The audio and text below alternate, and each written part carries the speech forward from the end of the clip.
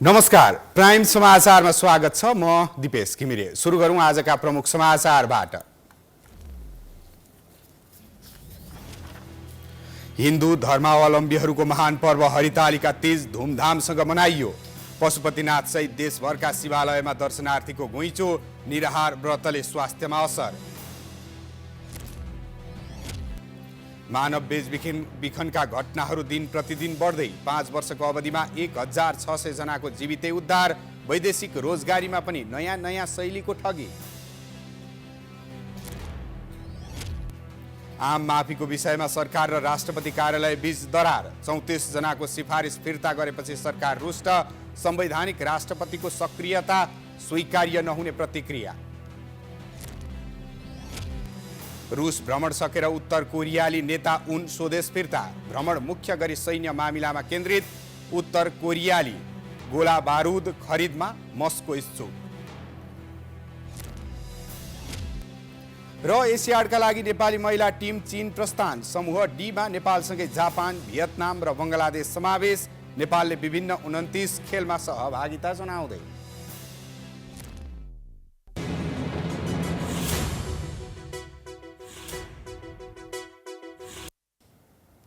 अब प्राइम समाचार विस्तारमा। भाद्र शुक्ल तृतीयाका दिनमा मनाइने हरितालिका तीज पर्व आज देवादिदेव महादेवको पूजा आराधना गरी मनाइएको छ। भाद्र शुक्ल तृतीयामा व्रत बसी शिव पार्वतीको पूजा उपासना गरेमा पारिवारिक सुख, शान्ति र कल्याणको प्राप्ति हुने धार्मिक विश्वास छ। हरितालिका तीज पर्वका अवसरमा पशुपतिनाथ मन्दिर लगायत देशभरका शिवालयमा भक्तजनको घुइँचो लागेको छ।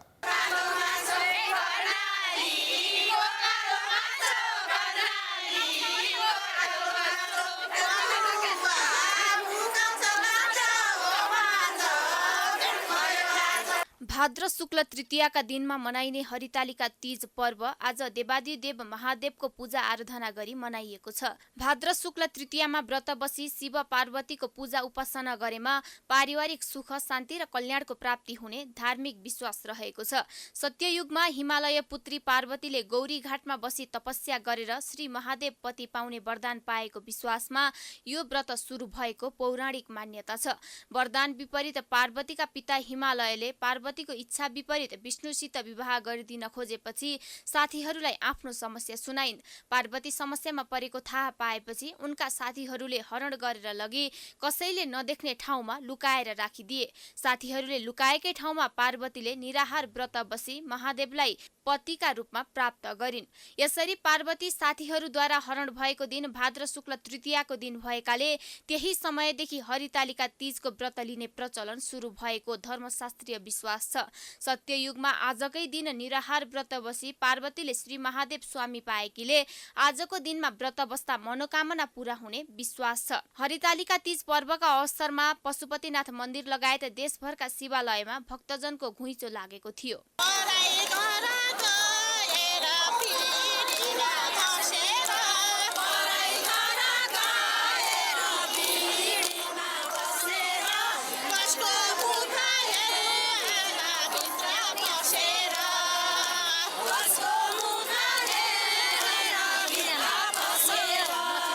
तीज पर्वमा पशुपतिनाथ मन्दिर आउने भक्तजनका लागि बिहान 3 बजे नै मन्दिरको चारैवटा ढोका खुला गरिएको थियो।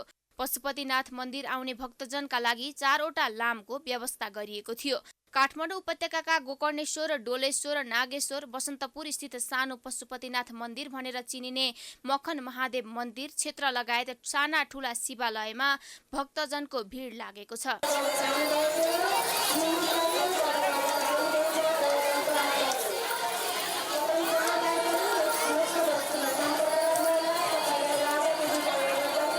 तीजमा महिलाहरूलाई मिठा भोजनका परिकारहरू खुवाइन्छ, नयाँ लुगा कपडा दिइन्छ। महिलाहरूलाई पराई घरको विभिन्न जिम्मेवारी, तनाव साथै माइतीको सम्झनाको खाडललाई कम गर्न यो पर्वको ठूलो भूमिका रहेको छ। तीजमा विवाहित महिलाहरू आफ्नो लोग्नेको दीर्घायुको कामना गर्दै व्रत बसी नाचगान र मनोरञ्जन गर्छन् भने अविवाहितहरू सुयोग्य वरको आशा राखी व्रत बस्छन्। व्रतको समयमा महिलाहरूले तीजको व्रत कथा सुन्ने र समापनमा पूजा लगाई ब्राह्मणीहरूलाई दान दक्षिणा दिने चलन रहेको छ।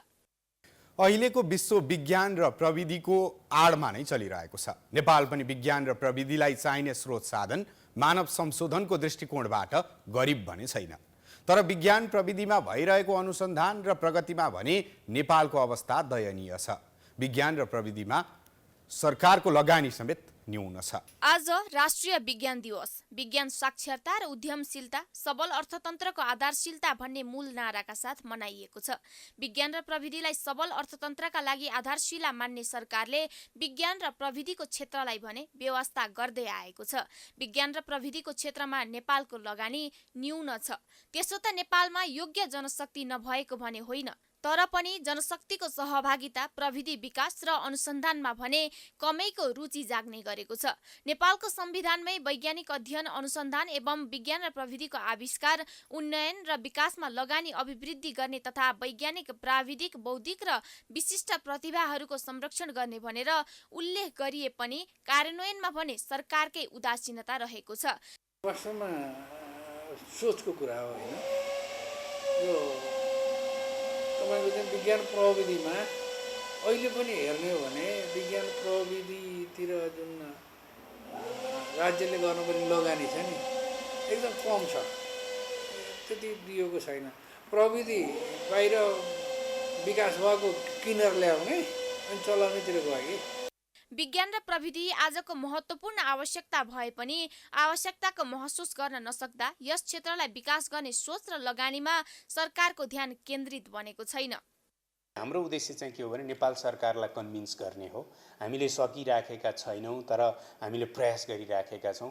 हामीले गरेका गतिविधिहरूलाई छायामा पार्ने हिसाबले प्रचार प्रसार अतिरञ्जना गर्नुभन्दा पनि हामीले थोरै मान्छेले थोरै लगानीमा थोरै मोटिभेसनमा पनि हामीले जे गरिराखेका छौँ त्यो चाहिँ एउटा वैज्ञानिकले एउटा प्रयोगशालामा गर्न सक्ने काम चाहिँ भएको छ। तर यो देशले यति गरेर पुग्छ भन्ने लाइनमा चाहिँ हामी छैनौँ।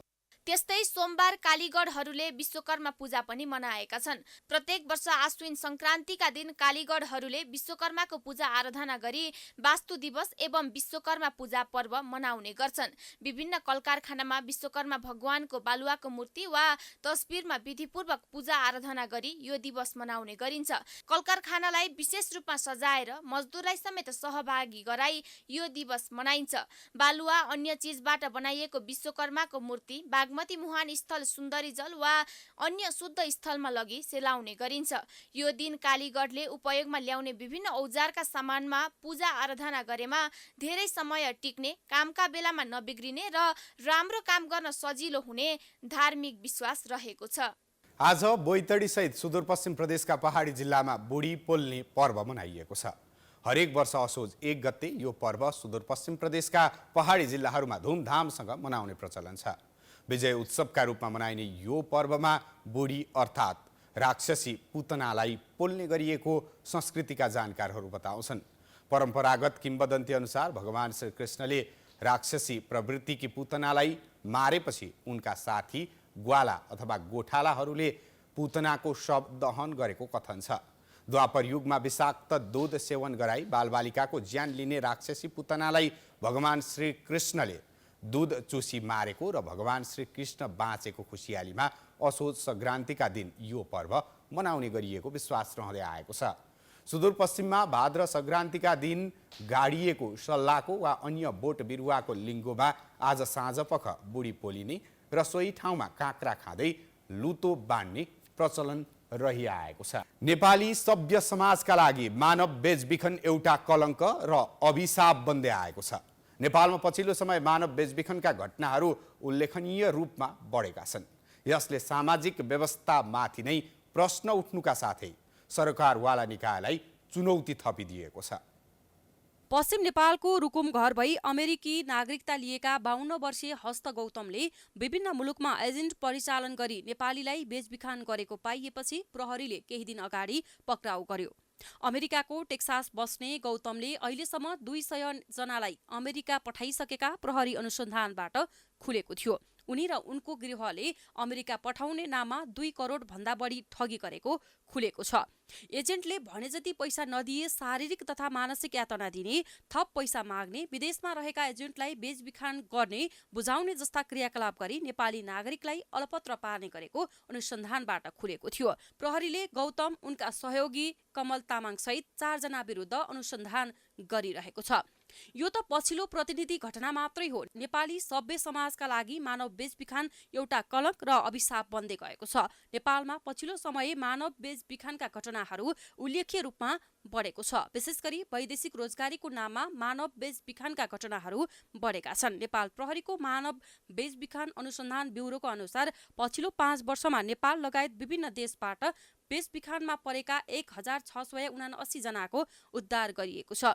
ब्युरोकै पहलमा 544 जनाको उद्धार गरिएको छ। यसरी उद्धार गरिएका मध्ये 1078 जना महिला तथा 605 जना पुरुष रहेका छन्। आर्थिक वर्ष 2078-79 मा बेचबिखानमा परेका मध्ये 214 जनाको उद्धार गरिएको छ। त्यस्तै आर्थिक वर्ष 2079-80 मा 336 जनाको उद्धार गरिएको थियो।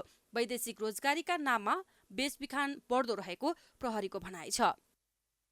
विभिन्न वाहनामा भिजिट भिसामा पनि जाने र वैदेशिक रोजगारमा जाने एउटा आधार वाहना बनेको छ खाडी राष्ट्र त्यहाँ। र अहिले यो हाम्रो दक्षिण पूर्वी एसियाका देशहरूमा थाइल्यान्ड लगेर म्यानमार, लाओस जस्ता देशहरूमा बन्धक बनाएर त्यहाँ चाहिँ इलिगल कामहरू लगाउने भनिएको ठाउँहरू र अमेरिका पुर्याउने, युरोप पुर्याउने विभिन्न बानामा इलिगल बाटो भएर प्रयोग भएर तस्करीको रूपमा जाने, तर त्यो ठाउँमा पनि मानव बेचबिखनका घटनाहरू हुने गरेको अवस्था चाहिँ पाएका छौँ। रोजगारीको नाममा अनेक तौर तरिकाबाट मानव बेचबिखान तथा ओसार पोसारका घटना बढ्दै गए पनि सरकारी संयन्त्र त्यसलाई रोक्न प्रभावकारी हुन सकेको छैन। महिला, बालबालिका, पुरुष सबै अन्जानमै यसको शिकार बन्ने गरेका छन्। गिरोहले फरक फरक लालचसहित उनीहरूलाई देह व्यापार, मानव अङ्ग प्रत्यारोपण, भाडामा सन्तान उत्पादन तथा जबरजस्ती श्रमका लागि मानिसको अवैध व्यापार गर्ने गरिएको पाइएको छ। रोजगारीको लालचमा डान्स बार, क्याबिन, रेस्टुरेन्ट लगायतमा मानव बेचबिखान गर्ने क्रम त झनै बढेको छ। नेपाली समाजमा मानव बेचबिखानका घटना बढ्दै गएपछि सामाजिक व्यवस्थामाथि नै प्रश्न चिन्ह खडा भएको छ भने सरकारवाला निकायलाई यसको ठूलो चुनौती थपिदिएको छ। बेचबिखन पर्नबाट जोगिन, ठगीबाट जोगिनका लागि जो कसैको विश्वासमा परेर, भ्रममा परेर, लहैमा लागेर अनाधिकृत व्यक्तिहरूको पछाडि लागेर जाने काम नगर्नुहोस्। वैदेशिक यात्रामा जाँदै हुनुहुन्छ अथवा वैदेशिक रोजगारमा जाँदै हुनुहुन्छ भने पनि तपाईले संस्थागत रूपमा नेपाल सरकारले तोकेको कानुनी प्रक्रिया पुर्याएर जानुहोस्, ताकि भविष्यमा कुनै अप्ठ्यारो आयो भने पनि तपाईलाई नेपाल सरकारले कानुनी उपचार दिन सकोस्, सजिलैसँग अप्ठ्यारोमा परेको ठाउँबाट उद्धार गर्न सकोस्। पछौटेपन गरिबीलाई मानव बेचबिखनको मुख्य कारण मानिन्छ। नेपालमा विशेषतः काम पाउने लोभमा बालबालिका र महिला बेचिने गरेका छन्। दलालले विभिन्न जिल्लाका महिला तथा किशोर अवस्थाका बालबालिकालाई रोजगारीको प्रलोभनमा पारी भारत या अन्य देशको प्रयोगबाट मानव तस्करी गरिरहेको बेचबिखन विरुद्ध काम गर्दै आएका सङ्घ संस्थाले बताउँदै आएका छन्।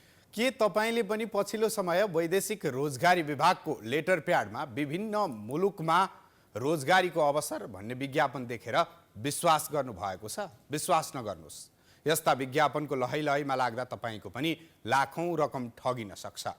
पछिल्लो समय वैदेशिक रोजगारीको नाममा नक्कली विज्ञापन जारी गर्दै केही गिरोहले लाखौं रकम असुली गरिरहेका छन्। शीर्षक: नेपाल सरकार र जर्मनी सरकारबीच श्रम सम्झौता, पद सहायक कामदार, माग संख्या 3000, मासिक पारिश्रमिक 2000 अमेरिकी डलर। तपाईले पनि यो विज्ञापन देख्नुभयो, पत्याउनु भयो? यदि पत्याउनु भयो भने तपाईँ पनि पक्कै गलत हुनुहुन्छ। यो वैदेशिक रोजगारी विभागले जारी गरेको सूचना होइन। वैदेशिक रोजगारीको नाममा ठग्न र लुट्न पल्किएकाहरूले यसरी नै गलत विज्ञापन जारी गरेर सर्वसाधारणहरूसँग लाखौंको संख्यामा ठगी धन्दा चलाइरहेका छन्। सुरुवाती चरणमा जर्मनीमा रोजगारी भन्दै झुटो सूचना दिएर गोरखधन्दा चलाइरहेका लुटेराहरूले पछिल्लो समय इजरायलमा रोजगारी भन्दै झुटा विज्ञापन जारी गरेर सोझा सर्वसाधारणहरूबाट पैसा असुली गरिरहेका छन्। जर्मनीमा 3000 सहायक कामदारको आवश्यकता भन्दै श्रम रोजगार तथा सामाजिक सुरक्षा मन्त्रालय र वैदेशिक रोजगार विभागको लोगो प्रयोग गरी झुटो विज्ञापन गरेको पाइएको छ। अनाधिकृत व्यक्ति तथा संस्थाले नेपाल सरकार र जर्मन सरकार बीच भएको सम्झौता अनुसार कामदारको माग भएको भन्दै सरकारले आह्वान गर्ने विज्ञापनकै स्वरूपमा झुटो कामको विज्ञापन गरेको पाइएको हो। पछिल्लो समय वैदेशिक रोजगारीको विषयलाई लिएर विभिन्न व्यक्तिहरू संस्थाहरू पनि सङ्गठित रूपमा कतै कतै हुने गरी लागेको बुझिन्छ। अहिले वैदेशिक रोजगार विभागले श्रमिकहरूलाई पर्ने पीर मर्का गुनासो अप्ठ्यारो ठगी जस्ता विषयमा अलि आक्रामक रूपमा लागिरहँदाखेरि भ्रमपूर्ण तथ्यहरू समाचारहरू चाहिँ बाहिर निकै आइराखेको छ, जो विभागको लागि अहिले पछिल्लोचोटि चुनौती बनिराखेको छ। श्रमिक ठग्ने नियतिले गरेको यो विज्ञापनको प्रथम पटक प्रकाशित मिति यही भदौ 19 गते उल्लेख छ भने नेपाल र जर्मनी बीच भएको श्रम सम्झौता अनुसार कामदार माग गरिएको उल्लेख छ। 3000 सहायक कामदार सरकारी प्रक्रिया मार्फत नै पठाइने, त्यसमा 20% महिला र 80% पुरुष श्रमिक लैजाने पनि उल्लेख गरिएको छ। यस्तो आवेदन विभागको वेबसाइट मार्फत दिन सकिने भनेर भनिएको छ। प्रलोभनमा पार्न तलब महिनामा $2000 हुने, करार अवधि 1 वर्षको हुने जस्ता विवरणहरू समेत उल्लेख गरिएको छ। तर यो सबै कुरा झुटो भएको वैदेशिक रोजगार विभागले जनाएको छ। यतिसम्मकै विज्ञापनमा आवश्यक न्यूनतम योग्यतादेखि आवेदन विभागकै वेबसाइट मार्फत दिन सकिने, मोबाइल वा इमेलमा जानकारी आउने सम्मका कुराहरू उल्लेख गरिएको छ। तर वास्तविकतामा भने नेपाल र जर्मन बीचमा श्रम सम्झौता भएको छैन। दुई देशबीच श्रम सम्झौताको विषयमा छलफल र केही तयारीहरू भए पनि अहिलेसम्म हस्ताक्षर भएको छैन। सरकारले अहिले जर्मनीमा सहायक कामदारको रूपमा पठाउने भनेर कुनै विज्ञापन पनि गरेको छैन।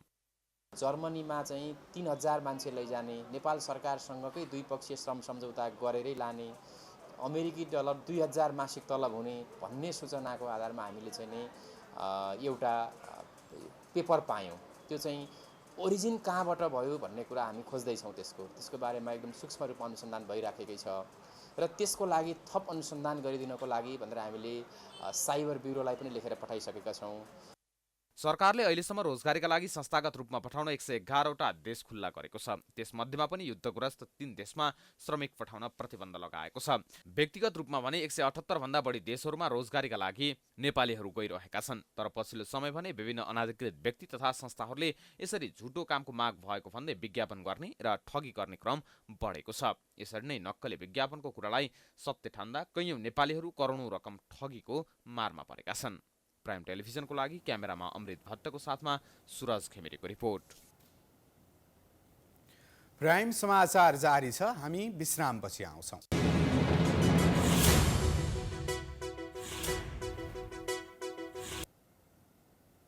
विश्रामपछि स्वागत छ। अब बाँकी समाचार। संविधान दिवसका अवसरमा राष्ट्रपतिबाट आम माफी दिने प्रचलन छ। यस क्रममा आम माफीका लागि सरकारले राष्ट्रपति समक्ष 670 जनाको नाम सिफारिस गर्यो। तर गम्भीर अपराधमा सजाय पाएको र प्रहरीको फरार सूचीमा रहेका समेत राजनीतिक पहुँचका भरमा सिफारिसमा परेको भन्दै राष्ट्रपति कार्यालयले 34 जनालाई सिफारिस फिर्ता पठाएको छ। सरकारले भने आम माफीको विषय संविधानभन्दा बाहिर गएर नगर्ने प्रतिक्रिया दिएको छ।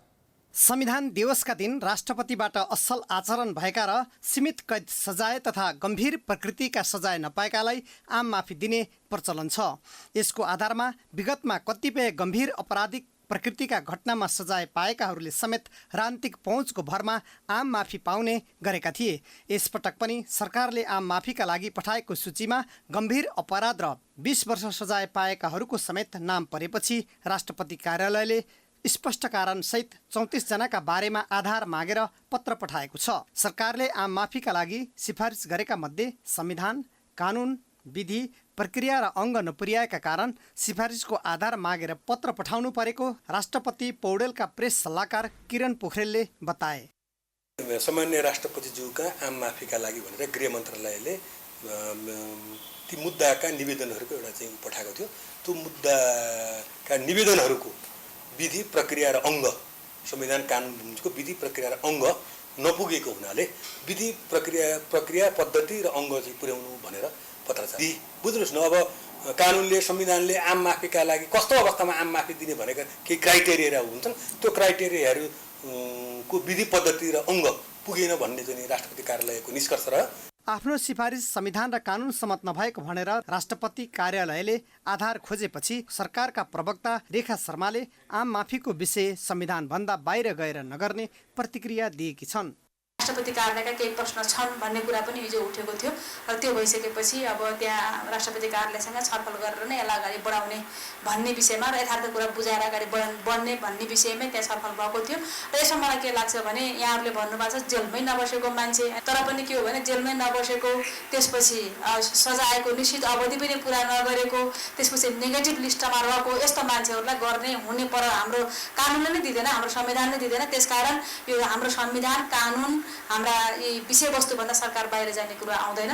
ज्यान मुद्दा, कर्तव्य ज्यान, तस्करी तथा ठगीमा सजाय सुनाइएका तर जेलमा नपरेका व्यक्ति पनि आम माफीको सूचीमा परेपछि राष्ट्रपति कार्यालय झस्किएको बताइएको छ।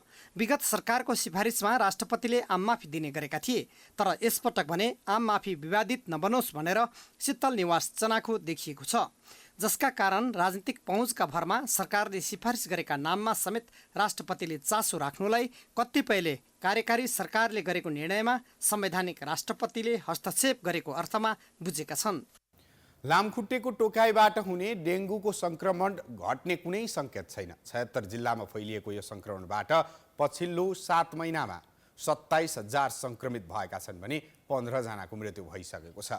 संक्रमण नियन्त्रणका लागि लामखुट्टेको वासस्थान नष्ट गर्नेतर्फ तिनै तहको सरकारसँगै सर्वसाधारण पनि सचेत हुनुपर्ने चिकित्सक बताउँछन्। गत वर्ष काठमाडौँ उपत्यकामा कोभिड महामारीको झल्को दिने गरी फैलिएको डेङ्गु महामारी यस वर्ष पनि अत्यास लाग्दो गरी बढिरहेको छ। पछिल्लो 7 महिनाको अवधिमा संक्रमितको संख्या 27,500 नागेको छ। इपिडियोमोलोजी तथा रोग नियन्त्रण महाशाखाको तथ्याङ्क अनुसार यस अवधिमा संक्रमित मध्ये 15 जनाको मृत्यु भएको छ भने डेङ्गु संक्रमण 76 जिल्लामा फैलिएको छ। संक्रमण देखिएका जिल्लाहरूमध्ये सबैभन्दा धेरै संक्रमित सुनसरी जिल्लामा पुष्टि भएको छ। संक्रमण विस्तार भइसकेकाले आगामी दिन थप जोखिमपूर्ण रहने रोग नियन्त्रण महाशाखाले जनाएको छ। आम पब्लिकले हामीहरूले चाहिँ बुझ्नुपर्ने कुरा के छ भने गत वर्ष भएको थिएन, यसपालि भएको छ हुँदैन भनेर चाहिँ बस्नु चाहिँ गलत हुन्छ। किनकि गत वर्ष सुनसरीमा एकदमै कम केस थियो। गत वर्ष काठमाडौँ, भक्तपुर, ललितपुर, चितवन, मकवानपुरमा बढी आउटब्रेक भएको थियो, महामारी फैलिएको थियो, तर अहिले यो ठाउँमा चाहिँ कम छ। फेरि डेङ्गु नियन्त्रणका लागि समुदायलाई नै परिचालन गर्ने, पकेट एरिया खारेज, लामखुट्टेको लार्भा नष्ट गर्ने र यससँग सम्बन्धित पेसाकर्मीलाई सचेत गराउनु पर्ने चिकित्सकहरू बताउँछन्। प्रत्येक प्रदेशमा किट सप्लाई गर्ने लगायतको काम भइरहेको इपिडिमियोलोजी तथा रोग नियन्त्रण महाशाखाले जनाएको छ। गाडीको ग्यारेजहरूमा काम गर्ने व्यवसायीहरू हुन्छन्, त्यसपछि कबाडीको सामानहरू रिसाइक्लिङ गर्ने हुन्छन्, उनीहरूले बाहिर यतातता सामानहरू बाहिर फालेका हुन्छन्, त्यो सामानहरूमा टायरहरूमा पानी जम्मा हुन्छ, त्यसमा लामखुट्टेको वृद्धि विकास हुन्छ। त्यसकारणले चाहिँ त्यस्ता पकेट एरिया र पेसाकर्मीहरूलाई पनि हामीहरूले पहिचान गरेर उनीहरूसँग छलफल र इन्ट्रेक्सन प्रोग्रामहरू गरिसकेका छौँ। डेङ्गु संक्रमण नियन्त्रणको प्रभावकारी उपाय भनेको लामखुट्टेको वासस्थान नष्ट गर्नु नै हो। यसका लागि सङ्घीयदेखि स्थानीय सरकारले पहल गरिरहेको दावी गर्दै आएका छन्, तर पनि डेङ्गु संक्रमण नियन्त्रण हुन सकेको छैन। गत वर्ष जस्तै यस वर्ष पनि सरकारले बेलैमा आवश्यक सावधानी नअपनाउँदा समस्या जटिल मोडमा पुगिसकेको चिकित्सकको दावी छ। धेरै मान्छेहरू बिरामी भएपछि बल्ल हामी चाहिँ खोज्दै हिँड्दै गरिरहेको अवस्था छ। अब मान्छेहरू यति धेरै बिरामी हुँदै जानुको मतलब त हामीले एउटा चरण त हामीले मिस गरिसकेको छ भन्ने कुरा यसै पनि बुझ्यो। अझ पनि थप हामीले वास्ता गरेन भने त पक्कै पनि अझ थप लामखुट्टे अझ बढ्नेछन्। त्यो भनेको चाहिँ अब त्यो एरियाहरू चाहिँ बढ्दै जाने भयो के। डेङ्गीको संक्रमण भए ज्वरो आउने, शरीर दुख्ने लगायतका लक्षण देखिन सक्छन्। उपचारमा हेलचेक्राइ गरे यसले जटिल समस्या ल्याउन सक्ने चिकित्सकको भनाइ छ। गत वर्ष करिब 55,000मा डेङ्गी संक्रमण पुष्टि भएको थियो। संक्रमणकै कारण 88 जनाको मृत्यु भएको थियो। यस वर्ष सुनसरीमा मात्रै 15,881 जनामा संक्रमण पुष्टि भएको महाशाखाले जनाएको छ। दोस्रो धादिङ जिल्लामा 2,992 संक्रमित भएका छन्। मोरङमा 2,261 जनामा संक्रमण पुष्टि भएको छ। 7 प्रदेशमध्ये सबैभन्दा धेरै संक्रमित कोशी प्रदेशमा रहेको आँकडाले देखाएको छ। महाशाखाका अनुसार कोशी प्रदेशमा मात्रै 20,924 जनामा डेङ्गु संक्रमण पुष्टि भएको छ। त्यसपछि बागमती प्रदेशमा 4,246 जना संक्रमित छन् भने गण्डकी प्रदेशमा 879 जनामा संक्रमण पुष्टि भएको छ।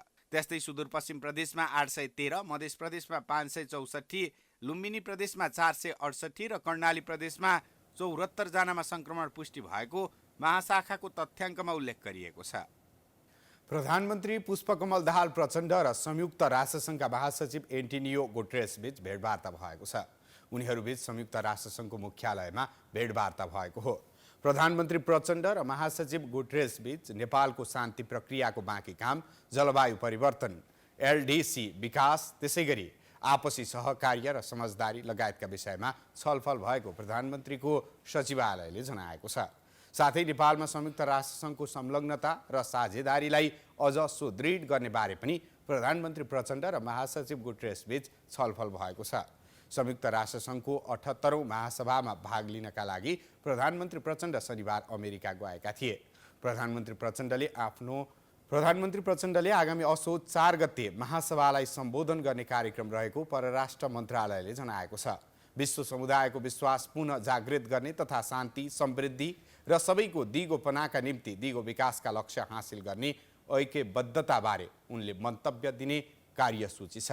संयुक्त राष्ट्रसङ्घको 78औं महासभाको उच्चस्तरीय सत्रलाई सम्बोधन पश्चात प्रधानमन्त्री प्रचण्ड असोज 5 गते न्युयोर्कबाटै चीनको औपचारिक भ्रमणका लागि प्रस्थान गर्ने कार्यक्रम छ।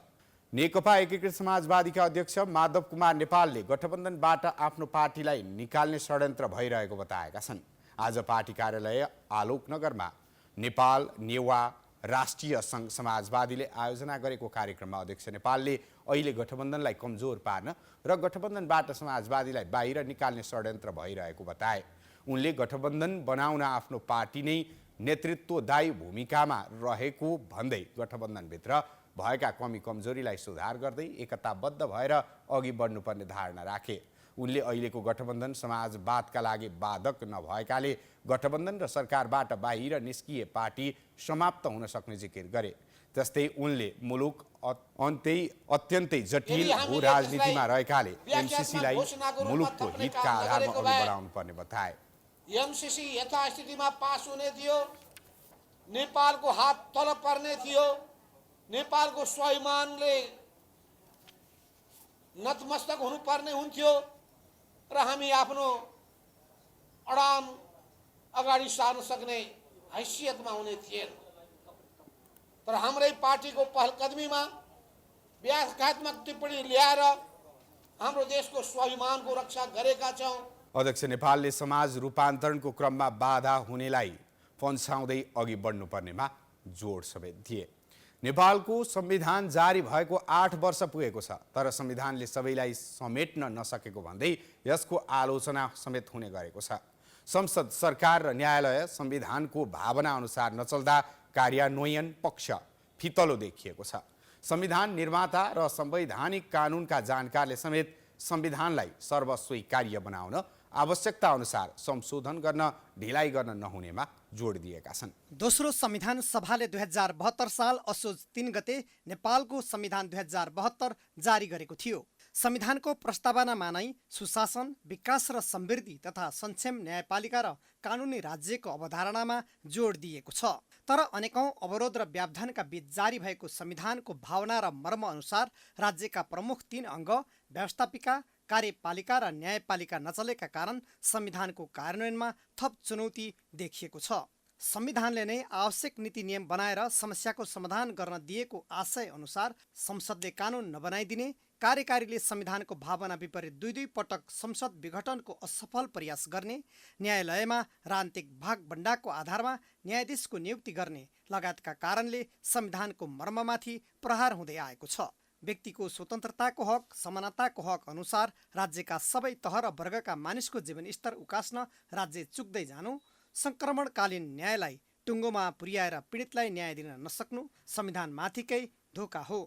संहिता गणतन्त्रलाई आत्मसात गरेर जारी भएको संविधानको भावनालाई व्यवस्था गर्दै राज्य सञ्चालकहरूले जनतालाई परिवर्तनको आभास समेत दिन नसक्नु लगायतका कारणले संविधान तथा शासन व्यवस्थाप्रति नै जनता निराश हुने अवस्था सिर्जना भएको छ, जसका कारण संविधानको मस्यौदा समितिमा रहेर संविधान निर्माणमा महत्त्वपूर्ण भूमिका खेलेका नेता नै संविधान संशोधनको पक्षमा देखिएका छन्। संविधान भनेको यो कुनै के भन्दाखेरि अब गीता होइन, बाइबल होइन, यसमा अपरिवर्तनीय हुनुपर्छ भन्ने कुरा।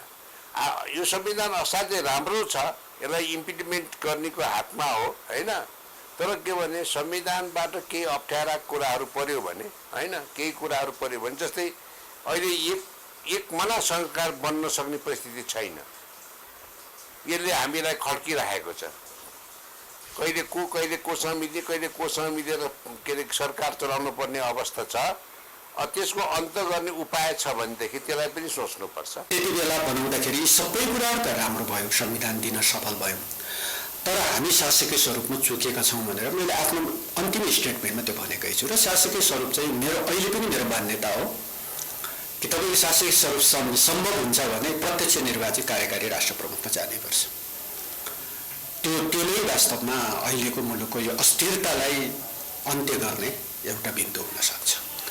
र त्यो कोणबाट संशोधन गर्ने हो भने राजनीतिक दलहरू सहमत भएर निर्वाचनसँग सम्बन्धित संवैधानिक व्यवस्था र त्योसँग जोडेर कानुन, निर्वाचन कानुनमा हामीले केही सामूहिक संशोधन गर्न जरुरी छ। संविधानले मधेसको भावनालाई सम्बोधन गर्न नसकेको भन्दै मधेस केन्द्रित दलले विरोध गर्दै आएका छन्। विशेष गरेर मधेस केन्द्रित दलले अवशिष्ट अधिकार प्रदेशमा नभएको, संविधानले 10 प्रदेश बनाउने खाकालाई सम्बोधन नगरेको, समानुपातिक रूपमा सेना तथा प्रहरीमा सामूहिक प्रवेशमा रोक लगाएको, प्रदेश मातहतमा स्थानीय निकाय नराखेको जस्ता माग राखेर त्यति बेला संविधानको विरुद्धमा आन्दोलन समेत चर्काएका थिए। अहिले पनि उनीहरू आफ्नो मागमा अडिग छन्। शासन संविधान सबै नेपालीको लागि आउँदैन, बन्दैन, गर्दैन तबसम्म हुँदैन।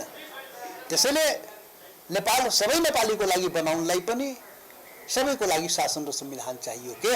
यो संविधानले हुँदैन। यसरी चाहिँ यो संविधान त्यसै पनि असफल त हुन गइरहेकै छ नि त।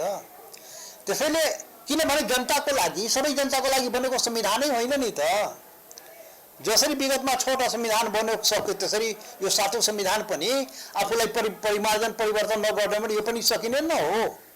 यसलाई कसले बचाउन सक्छ? दुनिया कुनै पनि ताकतले यही अवस्थामा यो संविधानले जोगाउन सक्दैन। पटक पटकको संसद विघटन, परमादेशबाट सरकार निर्माण, प्रदेशले राम्रो काम गर्न नसक्नु, भ्रष्टाचार बढ्नु लगायतका कारणले समेत संविधानमाथि चर्को प्रहार भइरहेको भन्नेहरू पनि छन्।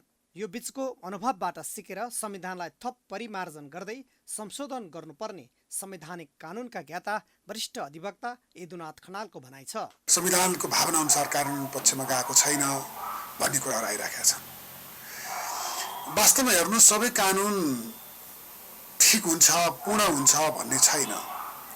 त्यसैले कानुनको व्याख्याको सिद्धान्त छ, जहाँ कानुन अस्पष्ट छ, जहाँ कानुन संदिग्ध छ त त्यो व्याख्याको आवश्यकता पर्छ। जनताको चाहना अनुसार, जनताको भावना अनुसार संविधान निर्माण हुने, संविधान संशोधन हुने हुन्छ। तर त्यसो भन्दैमा नेपालको संविधान सबै संशोधन अधीनमा छैनन्। संशोधन अधीनमा भएकादेखि संशोधन अधीनमा नभएका बाहेक अन्य कुराहरूमा संशोधनको माग राख्न जायज सकिन्छ। संविधान जारी भएपछि पनि जनताको जीवन स्तरमा खासै परिवर्तन नहुनु, पात्र फेरिए पनि प्रवृत्ति नफेरिनु, प्रदेशको औचित्यमाथि प्रश्न उठ्नु, व्यथिति, भ्रष्टाचार बढेर जानु लगायतका कारणले पनि जनतामा निराशा छाएको छ। त्यसमा पनि सरकार, संसद तथा न्यायालय बीचको सन्तुलन कायम नहुनु जस्ता कारणले पनि संविधानको भावनामा चोट पुगिरहेको छ। त्यसकारण संविधानमा जस्तै राम्रो कुरा लेखिएको भए पनि यसको पूर्ण कार्यान्वयनको वातावरण नबनेसम्म कुनै उपलब्धि हुने देखिँदैन। सुन तस्करी प्रकरणमा आपराधिक समूहले नेपाललाई अखडा बनाएर क्रिप्टो करेन्सीको अवैध कारोबार गरेको डरलाग्दो चित्र देखिएको छ। पछिल्लो 2 वर्ष यता सुन तस्करी गर्दा 2 करोड 69 लाख अमेरिकी डलर क्रिप्टो मार्फत भुक्तानी गरेको पाइएको हो।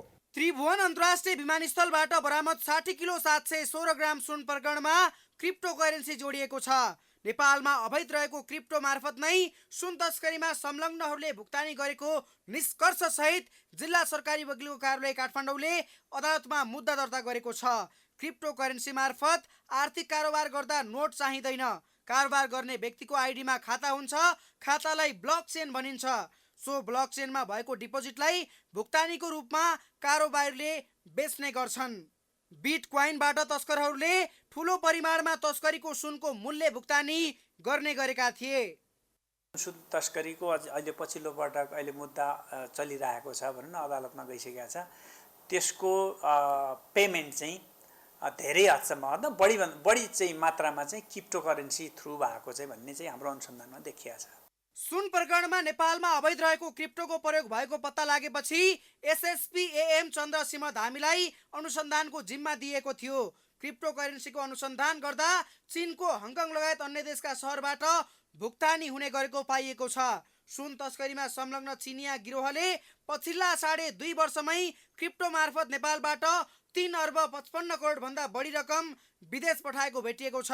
प्रहरीको अनुसन्धान अनुसार सन् 2021 को सुरुदेखि 2023 को जुलाईसम्म चिनिया सुन तस्करले नेपालबाट अमेरिकी क्रिप्टो करेन्सी USDT मार्फत 2,69,41,40,863 डलर बराबरको भुक्तानी गरेका छन्। ठुलो लगानीको सुन नेपालका व्यापारी अथवा नेपाली सामान्य आम नागरिकले त्यो चाहिँ गर्नै सक्दैन र यो करेन्सी यो त माध्यम मात्रै हो नि त। नेपालमा सुन आएको केही हदसम्म नेपालमा खपत भएको होला, नत्र नेपालको उसमा चाहिँ त्यो धेरै युज भएको हुँदैन, त्यत्रो सुन प्रयोगमै आउँदैन र त्यसको पेमेन्ट पनि नेपालभन्दा बाहिरबाट चाहिँ भएको छ। आइदर हङकङ होला, चाइना होला, इन्डिया होला, विभिन्न ठाउँबाट चाहिँ बाहिरबाट भएको। सुन तस्करी प्रकरणमा केन्द्रीय अनुसन्धान ब्युरोले 50 जना प्रतिवादी कायम गरे पनि करिब 61 किलो सुन तस्करी प्रकरणमा 29 जना विरुद्ध मात्र मुद्दा दर्ता भएको छ। 29 जना प्रतिवादीहरू विरुद्ध अवैध सुन चोरी, पैठारी, संगठित अपराध, एकीकृत कसुर, राष्ट्र बैंक विरुद्धको कसुर लगायतका अपराध कसुरमा मुद्दा दर्ता भएको सरकारी वकिलको कार्यालय काठमाडौँले जनाएको छ। सरकारी वकिलले प्रहरीको रायभन्दा अत्याधिक कम आरोपित विरुद्ध मुद्दा दायर गरेपछि धेरैले शंका गरेका छन्। नेपालका लागि भारतीय राजदूत नवीन श्रीवास्तवले नेपाल भारत बीचको सीमा विवाद कूटनीतिक छलफलबाट समाधान गर्नुपर्नेमा जोड दिएका छन्। भारत सरकारको आर्थिक सहयोगमा कञ्चनपुरमा निर्मित 2वटा विद्यालय भवनको उद्घाटन गर्दै राजदूत श्रीवास्तवले भारतले आफ्नो सँगै आफ्ना छिमेकी देशको विकासमा पनि महत्त्वपूर्ण रूपमा सहयोग गर्ने बताए। सहभागिता उसके साथ जो फायदा है हमारे पड़ोसी और छिमेकी मित्रों को भी मिले, छिमेकी मुल्कों को भी मिले। हमारी जो छिमेकी प्रथम पॉलिसी है उसके अंतर्गत नेपाल पे हमने खास ध्यान दिया है और हम चाहते हैं कि इस तरह से नेपाल की प्रगति और भारत की प्रगति साथ साथ, क्योंकि हम आगे बढ़ेंगे और नेपाल आगे बढ़ेगा तभी इस क्षेत्र का विकास हो सकेगा। जिल्ला समन्वय समिति कञ्चनपुरका प्रमुख दुर्गा दत्त बोहराले नेपाल र भारत बीचको सीमा विवादलाई जति सक्दो छिटो समाधान गर्न आग्रह गरेका छन्।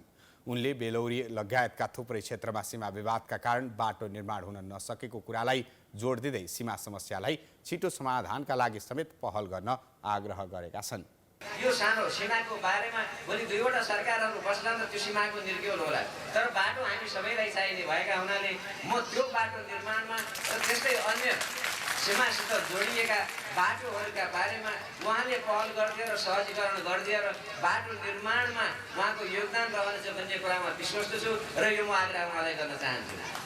भारत सरकारको आर्थिक सहयोगमा निर्मित बेलौरी नगरपालिका 9 रतनपुरमा रहेको पशुपति शिक्षा मन्दिर र भीमदत्त नगरपालिका 10 जिमुवामा रहेको सिद्धनाथ माध्यमिक विद्यालयको राजदूत श्रीवास्तवले उद्घाटन गरेका थिए।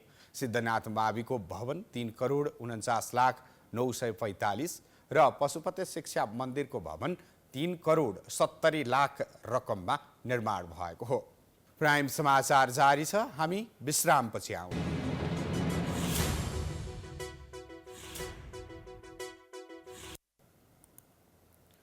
विश्रामपछि स्वागत छ। अब बाँकी समाचार।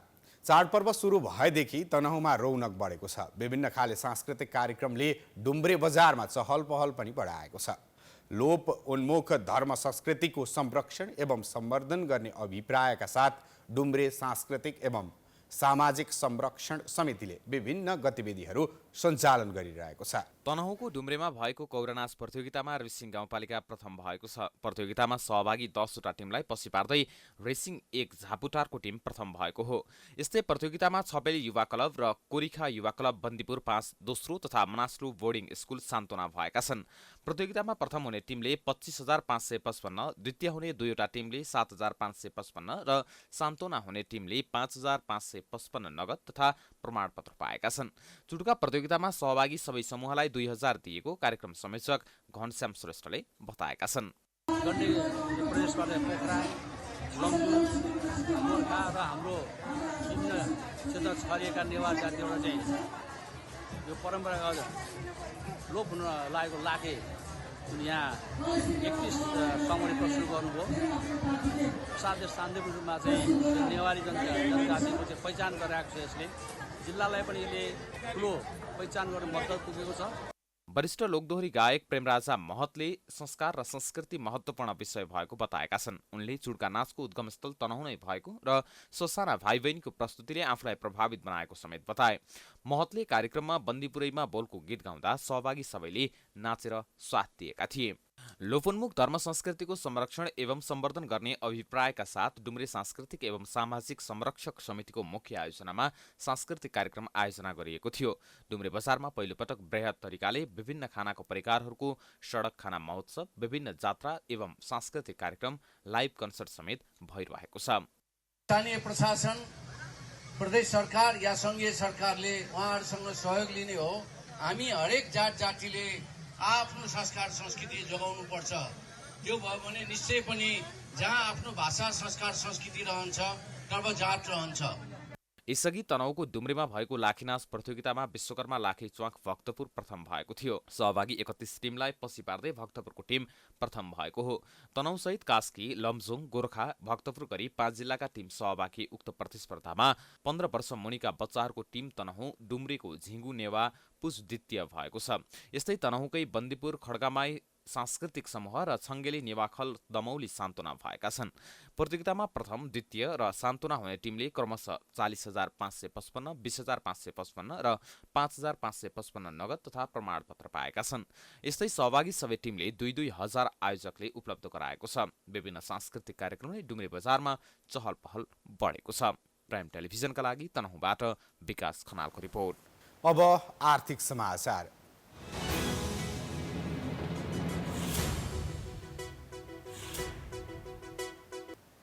हिमाल पारीको जिल्ला भनेर चिनिने मुस्ताङमा आजदेखि स्याउ टिप्न सुरु गरिएको छ। मुस्ताङको मार्फा, टुकुचे, कागबेनी, मुक्तिनाथ, झोङ, छुसास, चैते लगायतका ठाउँमा स्याउ बगैँचामा लटरम्मै स्याउ फलेका छन्। स्याउको राजधानी समेत भनिने मार्फा र टुकुचेका बगैँचा स्याउले राताम्य भएका छन्। 5 गाउँपालिका रहेको मुस्ताङका विभिन्न गाउँमा लगाइएका स्याउ पाकेपछि किसानहरूले टिप्ने र बजार पठाउने तयारी समेत सुरु गरेका छन्। विगतका वर्षहरूमा भदौ दोस्रो सातादेखि नै स्याउ टिप्ने गरिएकोमा गुणस्तर कम भएको गुनासो आएपछि यस वर्ष बोटमा नै राम्रोसँग पकाएर असोज लागेपछि मात्र टिप्न सुरु गरिएको स्थानीय बताउँछन्। स्याउ खरिद गर्नका लागि स्थानीय व्यापारी सहित बाहिरी जिल्लाका व्यापारी स्याउ बगैँचामा पुगेका किसानहरूले बताएका छन्। मुस्ताङका किसानले फलाएका स्याउ खरिद गर्न व्यापारीले स्याउको बगैँचा नै ठेक्कामा लिन्छन्। धादिङ, काठमाडौँ लगायतका ठाउँबाट व्यापारी स्याउ खरिद गर्न मुस्ताङ पुगेका हुन्। मुस्ताङको स्याउ खरिद गर्न छिमेकी जिल्ला म्याग्दी सहित पोखरा, चितवन लगायतका ठाउँबाट पनि व्यापारी पुग्ने गरेका छन्। मुस्ताङमा 1200 भन्दा बढी हेक्टरमा व्यावसायिक रूपमा स्याउ खेती गरिएको छ भने वार्षिक झन्डै 6000 मेट्रिक टन स्याउ उत्पादन हुँदै आएको छ। पश्चिम नवलपरासीको बर्दघाट नगरपालिका स्थित खजुरा खोलामा निर्माणाधीन पुल अलपत्र परेको छ। नगरपालिकाको वडा नम्बर 5 र 16 जोड्ने गरी निर्माण हुन लागेको खजुरा खोला पुल निर्माण अलपत्र पारेर ठेकेदार सम्पर्कमा नआएको नगरपालिकाले जनाएको छ। श्री मृत सञ्जीवनी निर्माण सेवा प्राली कलङ्की काठमाडौँले ठेक्का पाएको यो योजना 2077 साल पुसबाट निर्माण सुरु भएर 2080 साल असारमा सम्पन्न हुनुपर्ने पुलको अहिलेसम्म काम सुरु भएको छैन।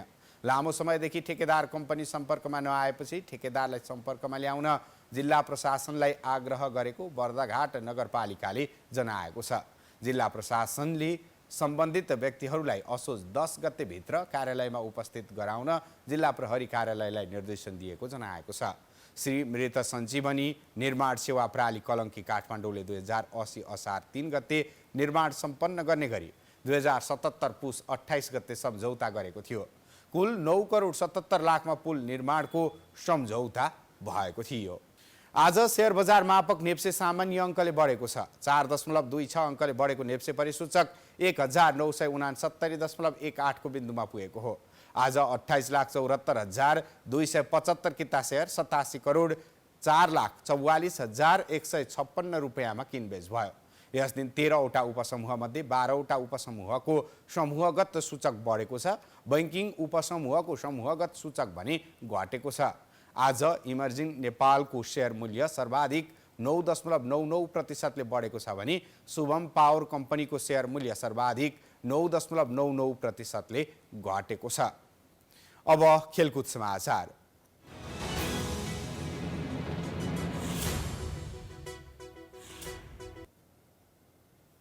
चीनको होङझाउमा हुने 19औं एसियाली खेलकुदका लागि नेपाली राष्ट्रिय महिला टिम त्यसतर्फ प्रस्थान गरेको छ।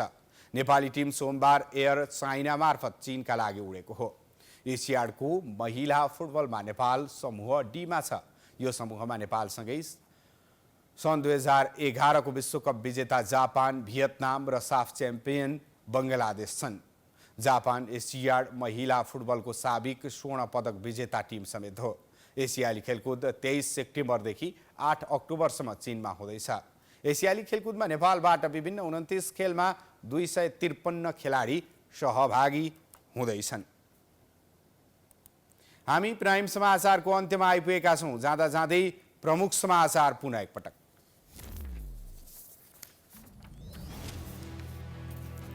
हिन्दू धर्मावलम्बीहरूको महान पर्व हरितालिका तीज धुमधामसँग मनाइयो। पशुपतिनाथ सहित देशभरका शिवालयमा दर्शनार्थीको घुइँचो, निराहार व्रतले स्वास्थ्यमा असर। मानव बेचबिखनका घटनाहरू दिन प्रतिदिन बढ्दै 5 वर्षको अवधिमा 1600 जनाको जीवितै उद्धार। वैदेशिक रोजगारीमा पनि नयाँ शैलीको ठगी। आम माफीको विषयमा सरकार र राष्ट्रपति कार्यालय बीच दरार। 34 जनाको सिफारिस फिर्ता गरेपछि सरकार रुष्ट। संवैधानिक राष्ट्रपतिको सक्रियता स्वीकार्य नहुने प्रतिक्रिया। रूस भ्रमण सकेर उत्तर कोरियाली नेता उन स्वदेश फिर्ता। भ्रमण मुख्य गरी सैन्य मामिलामा केन्द्रित। उत्तर कोरियाली गोला बारुद खरिदमा मस्को इच्छुक। र एसियाडका लागि नेपाली महिला टिम चीन प्रस्थान। समूह डीमा नेपालसँगै जापान, भियतनाम र बङ्गलादेश समावेश। नेपालले विभिन्न 29 खेलमा सहभागिता जनाउँदै। प्राइम समाचार अहिलेलाई सकियो। यसपछिको प्रस्तुति जनता जान्न चाहन्छन् ऋषि धमलाको साथमा हेर्न सक्नुहुनेछ। हेर्दै गर्नुहोला प्राइम टाइम्स एचडी। नमस्कार।